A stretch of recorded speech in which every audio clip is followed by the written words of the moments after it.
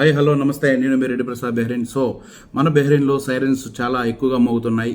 Okay, 2 రోజుల నుంచి message కూడా ఇస్తున్నారు గవర్నమెంట్. సో ఏంటంటే కారణం మన తెలుగులో కొంతమందికి అర్థం కాకపోవచ్చు, చెప్తాను ఒక నిమిషంలో.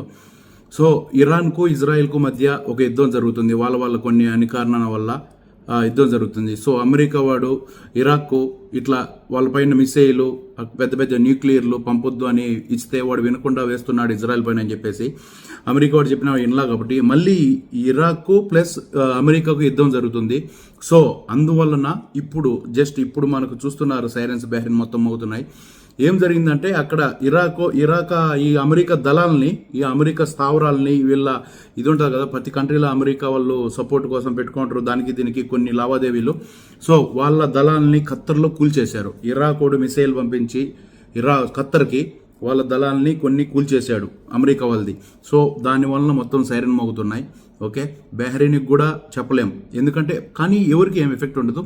వాళ్ళ స్థావరాల్ని, అమెరికా వాడి స్థావరాల్ని, వాళ్ళ దళాలని కూల్చేస్తున్నాడు ఇరాక్ అతను. సో వాళ్ళకి యుద్ధాలు పడుతున్నాయి. సో మన వాళ్ళకైతే 99% ఏం కాదు. కంగారు పడకండి, టెన్షన్ పడొద్దు దయచేసి. ఎవరికి ఏం కాదని అనుకుంటున్నాం. ఓకే, ఇంకా ఏదైనా జరిగితే ఇంకా దానికి ఏం భయపడిన అవసరం లేదు. ఎలా జరిగితే అలా లైఫ్, అది విషయం. ఓకే, సో మీరెవరు టెన్షన్ పడవద్దు అని చెప్తున్నా. ఇది జరిగిన విషయం. ఇప్పుడే మన ఇరాన్ నుంచి ఖత్తర్ని, వాళ్ళ స్థావరాలని, వాళ్ళ దళాలని కూల్చేశారు ఒక మిసైల్ పంపించి, బాంబు టైపు. సో అలాగే మొత్తం మన కంట్రీస్ అన్నీ ఇక్కడే కదా. 4 hours Kuwait, 4 hours Khattar, 4 hours Saudi ఒక 1 hour, ఇక్కడ బెహ్రెయిన్ 4 hours, అక్కడ కార్లో అన్ని దగ్గరే కాబట్టి అందుకు ఈ సైరన్లు మోగుతున్నాయి. Don't worry. Thank you.